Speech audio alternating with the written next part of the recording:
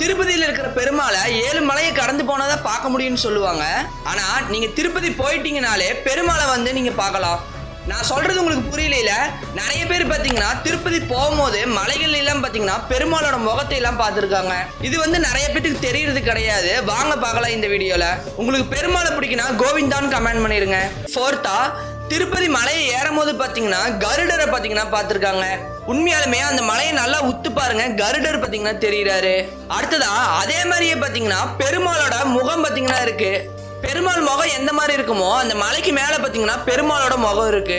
இதை பாத்தீங்கன்னா யாருமே பண்ண கிடையாது, தானாவே பாத்தீங்கன்னா பெருமாளோட முகம் உருவாயிருக்கு. நிறைய பேர் என்ன சொல்றாங்கன்னா ஹனுமானோட முகத்தையே வந்து மலைகள்ல பார்த்ததா சொல்றாங்க. நீங்க வந்து கரெக்டான வியூ பாயிண்ட்ல பார்த்தா மட்டும்தான் ஆஞ்சநேயரோட முகத்தை வந்து நீங்க பார்க்க முடியும். ஃபர்ஸ்டா இருக்கிறதா திருப்பதியிலேயே ரொம்பவே ஃபேமஸான மலை. பெருமாள் உங்களுக்கு பிடிக்குன்னா நம்ம சேனலை சப்ஸ்கிரைப் பண்ணிட்டு இந்த வீடியோக்கு ஒரு லைக் பண்ணிருங்க. ஃபர்ஸ்டா இருக்க